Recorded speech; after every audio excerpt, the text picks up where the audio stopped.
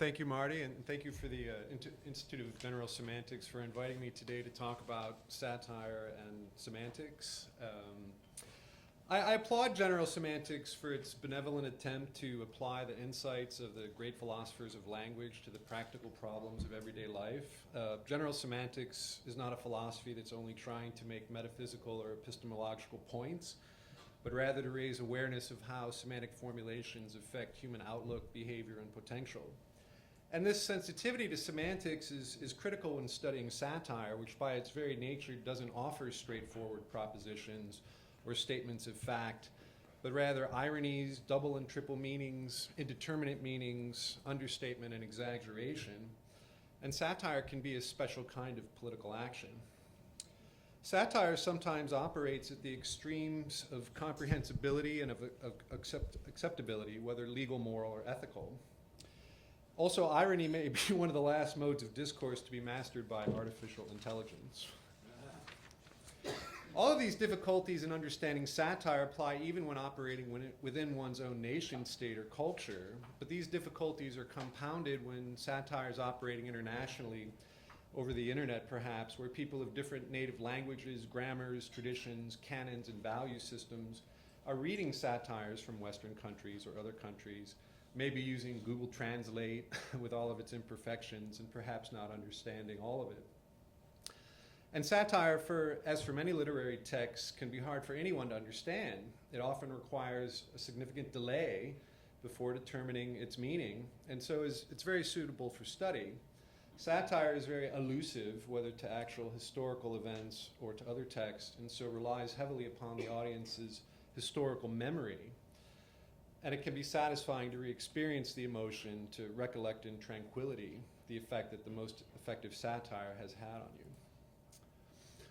I'm going to talk about, this is a brief point. I start by saying that from Nietzsche, nothing which has a history can be defined, and then I offer definitions just to do it anyway. And I'll talk a bit about satire and general semantics as I understand it, and a bit about satire and free speech.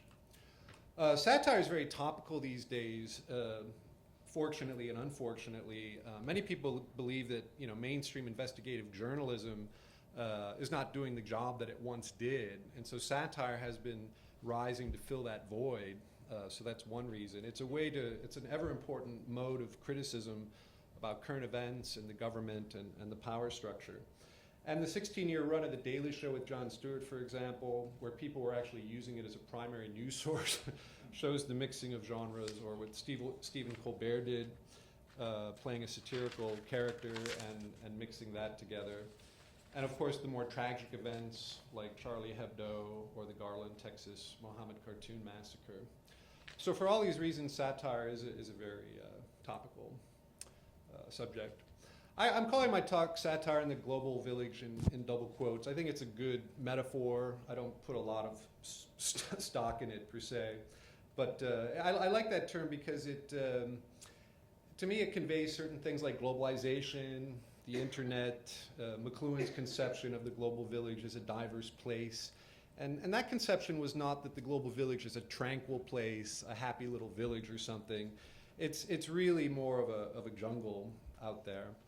It also echoes, for me, Wittgenstein's metaphor of language as a city in his philosophical investigations, language as a city or as a global village.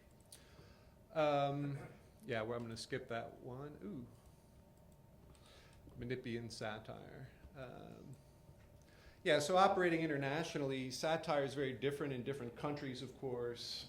Even these are hopeless generalizations. If you think about the US, satire is something like profanity when you think about law, where it's local customs that prevail. Satire in New York City is different from satire in Alabama and how it's understood. If you think of language as a city, you can imagine there's a neighborhood of satirists out there working somewhere, in their little ghetto. But there's a satirical spirit, there's a satirical mode at work in every neighborhood in the village. Satire is not just a genre, it's a mode where people can use tone, motivation, and techniques anywhere they want to present their ideas. for me, the global village, unfortunately, also conveys an image of 1984 and Orwell, which the keynote speaker talked about a lot last night, because for me, Orwell's 1984 is perhaps the greatest satirical work of the 20th century, assuming that you classify it as a satire, which not everybody does. You can call it a dystopia, you can call it prophecy. It all depends how you want to spin it. But in fact, the world is globalized as never before into 3 great regional blocks, as Orwell suggested, and people are occupied with their telescreens as never before, carrying them in their hands, carrying them in their pockets, lining up for hours to buy the latest model of telescreen. And our own newspeak is defined by techniques such as extreme political correctness, the fear of microaggressions and trigger warnings, where topics become taboo and word choices prescribed. So censorship is often coming more from the left now, and often for the best of motives, but it is still coming there. And I feel the satirist acts as a sort of general semanticist of political hypocrisy and political malfeasance, especially deceptive political rhetoric. This is a nice quote from Evelyn Waugh, but the point is that satire is often moral. Some people think it's always moral, but it's not always moral, but it's usually moral. But in the older days, it used to assume a common conception of morality. And how can you do that when there's no longer absolute morality? Or, I mean, almost nobody believes in absolute morality anymore, or not so many people. So it makes it harder to do satire in that sense. And satire is something of a luxury. It's not something you're going to do when there's blood running in the streets. It does indeed presuppose a certain stability. But satire does explore the terra incognita of taboos and what is it forbidden to talk about, and what does that show us about the power structure or the value systems.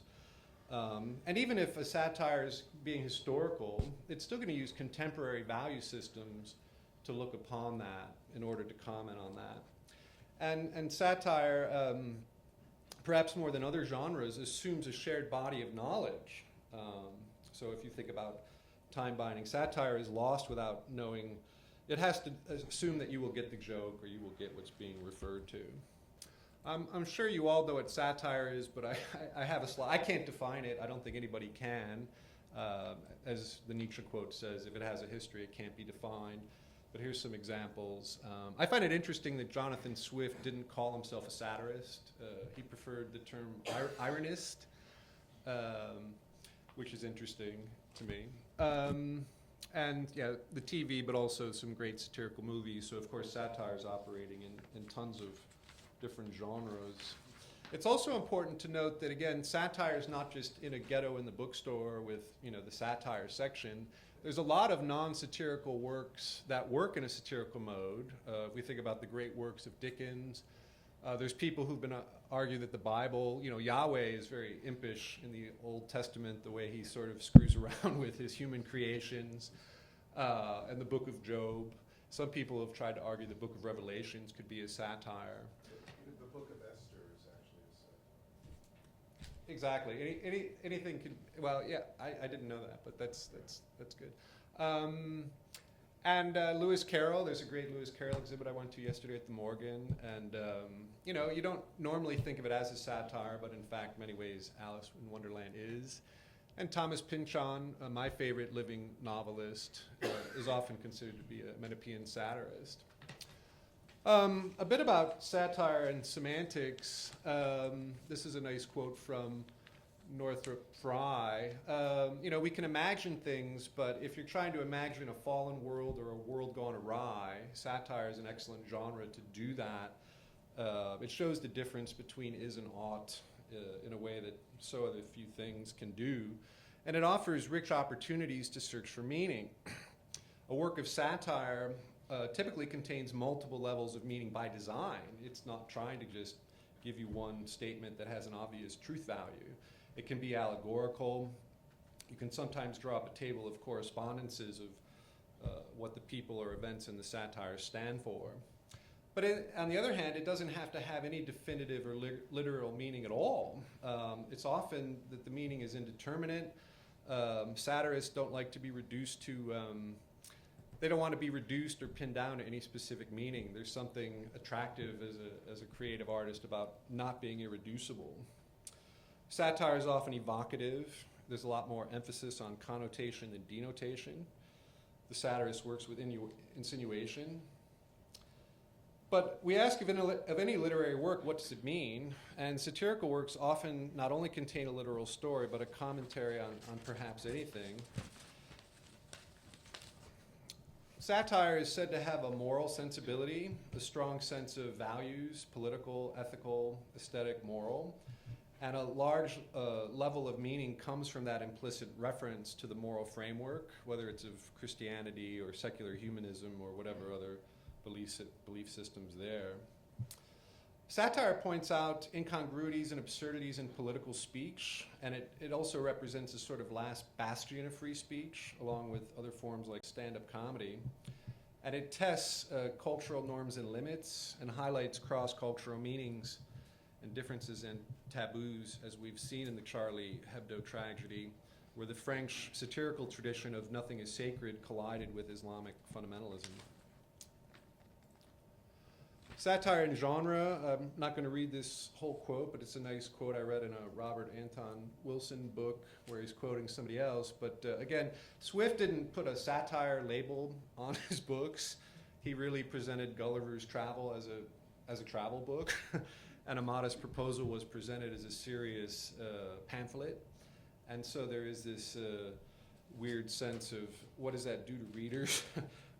He wasn't trying to fool them exactly, but it does instill this uncanny sense of unknowability. And so how do we know something is a satire? A satirical work is free to imitate or parody any narrative convention or technique from any work. So satirists have great freedom to roam over genre boundaries. And some satirists positively revel in this freedom by freely mixing the genres. I think for some writers, satire is something where you're not reading to see what even happens in the story next. You're just reading to read what the writer will write next, as again in the works of Thomas Pynchon. If we think about multigenre, another good example of that that's arguably a satirical work is the classic movie Citizen Kane, which is also a biopic, a newsreel, a fast-talking screwball comedy, a bad opera movie, in my opinion.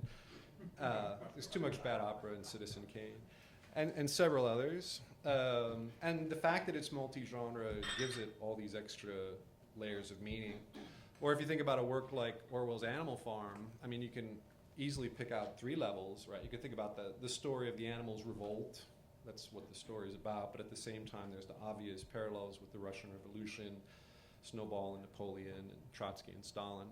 But on another level, the real meaning is about Orwell's commentary on totalitarianism and political power in general. It doesn't have to be about the Russian Revolution. If it was, it would be less powerful, less seminal. And sometimes when we detect the presence of irony in a work or a performance, it's really unsettling that we don't know that what is said is what is meant. And some people really have this problem in daily life. Yeah, but the fact is, because of this, satire is extremely elusive, so that makes it very interesting from a time-binding perspective. Readers may not understand all the given references or the genre play at work. But anyway, some satirical works are formulaic on purpose. The storyline is very superficial because then that leaves more space for all the figurative meanings or the extra meanings.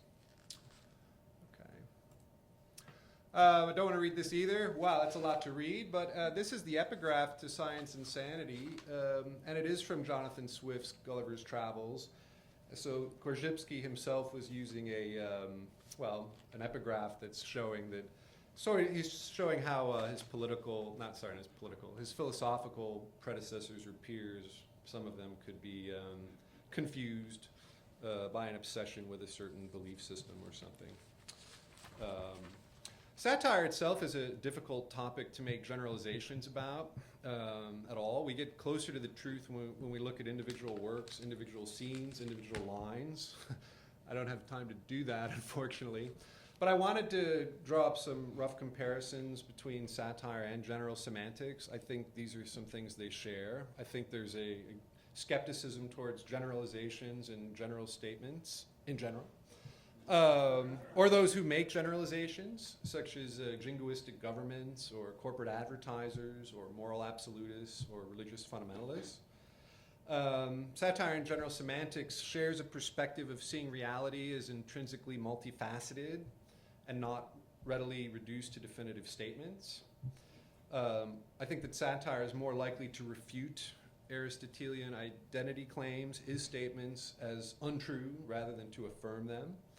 And the satirist is more likely to use modals in their language. This should, this could be, this must not be, this can. And that's something I learned reading philosophy. You know, you just learn that things aren't really absolutely true. They just can be true some of the time. The satirist is an opponent of dogma, of accepted certainties, as general semanticists are. Satire attempts to destabilize accepted norms and certainties. When a satirist sees the unjustified certainties in a society, he or she sees material for his next or her next satire. Satire also has an affinity with general semantics in wanting to point out the imprecise use of language, the confusion of word and object, the illusion of permanency that words give us, and the failure of people to apprehend the dynamic nature of reality. Experiencing a satire often induces a delay, not necessarily a Cogipsian delay, while reader X evaluates its meaning. And a satirical text is, while it is processed on a verbal level, harsher forms of satire may intend to hit the reader on various levels, even on the visceral level, which I think is interesting. Here's another quote from Kenneth Burke, just pointing out that the rhetoric of politics is especially onerous to general semanticists. Leaders sling abstract terms such as justice, democracy, and patriotism around, and there's no, without referring to any solid territory on the ground. And again, satirists try to foster moral reflection and to persuade. When people laugh together, it's something that brings them together. So a satirist can shape public opinion. And in that sense, if general semantics is a practice, political satire is also a form of action, not just some academic thing. But on the other hand, a satirist is not a radical skeptic or a total skeptic, despite undercutting perhaps the beliefs of others. The satirist, again, normally has a moral framework. But often what the satirist is doing is providing a counter-narrative to the accepted political norms of society. And yet another one, so many commonalities if you're looking for them. Fiction and character change. Satire is a form of fiction. As we know in a short story, they always ask you, well, how did the character change from the beginning to the end? So that's what literature can do in a way that other things can't, is illustrate how a human being changes over time. So that's another category, another commonality. A bit about satire and time binding. Nice quote from Winston Churchill on words, the only thing lasts forever. That really speaks to me as a writer. Literary allusion is clearly a form of time binding when you think about it, the cultural heritage that the writer expects the reader to have. Allusion expects that readers will be familiar with precursor texts, historical references. If without that, they're not going to get the secondary meaning of the work. Older satires, like Gulliver's Travels, now require footnotes and annotations to inform the reader. We're not up on which thinkers he was necessarily making fun of, or he's often doing political satire. Not that many people are aware of who was the Prime Minister of England at the time. So it just shows how it's expecting that to get it. Another commonality I thought of is, I don't know how many people have heard of The Anxiety of Influence from Harold Bloom, but it's been an important work to me. I mean, time binding in the historical framework or the historical heritage that we inherit is often considered a good thing, but for writers and other creators, it can also be a downside. There's a downside because we want to be original. And so Harold Bloom had a theory. Oh, I seem to jump ahead. Harold Bloom had a theory that the writer is always struggling with his precursors. He doesn't want to be accused of being a copycat. He wants to be original. And so writers, it's actually agony to think about the fact that you could never be as good as Shakespeare or Milton or whoever you're trying to be. So you do all these things to pretend that you weren't influenced by that writer. So maybe general semanticists would call this the anxiety of time binding, at least if you're an author. I wanted to look at an example of 1984. Andrew Keen spoke a lot about it in the keynote last night. As I said earlier, for me, it's a very interesting work to study, perhaps the greatest satire of the 20th century, if you call it that. And he's cast a larger shadow than a lot of literary giants. I mean, people talk about Proust and Eliot and Joyce, but they're, a lot of people don't know anything about these people, but almost everyone's heard of Big Brother in 1984. So just as a meme or as an idea, Orwell's 1984 is one of the seminal texts of our century. It's interesting to say that at least once Orwell saw 1984 as a commentary on contemporary events. It wasn't really intended to be prophecy. There's not much that's in that book that's really futuristic. The telescreens, arguably, but Orwell himself considered it a comment on his own time and what the British government was doing with propaganda in World War II. So it's a difficult genre to classify, though. Is it dystopia, prophecy, satire? It seems very close to science fiction in many ways. That's how many people read it. It doesn't seem to be particularly funny. Not a lot of people are laughing out loud as they read 1984 because it really does a good job of keeping a straight face. Yet there is black comedy in it when you think about the names of things like the Ministry of Truth or the Thought Police or all the doublespeak, freedom is slavery, war is peace, or the other antics of semantic life under Big Brother. In my book, I have a piece called Disney's 1984, which is a review of an imaginary Disney movie showing how Disney Disneyfies 1984. I also do Disney's The Book of Revelations, and Disney's The Book of Genesis, and Disney's King David, things like that. But it does offer 1984 a vision of the three monstrous regional powers who are at war with each other, or perhaps just pretending to be at war with each other in order to keep their populations under control. So for me, the thing that 1984 gets right, that Brave New World, which I also agreed with Andrew Keen, there's so much that's prescient about Brave New World, but what 1984 gets right is the manipulation of political language to control populations. The Newspeak program is literally reducing the possibilities of human language and therefore of human thought.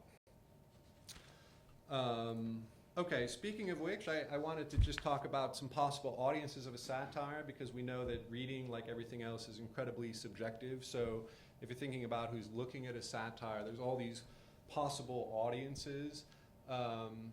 So the satirist actually usually has a target. So who is the target? That's one possible audience. Sometimes the satirist wants the target to read the work, and maybe that will actually change their behavior. There's this sense of the general public, whatever that means or used to mean, but that usually meant within one's own nation state.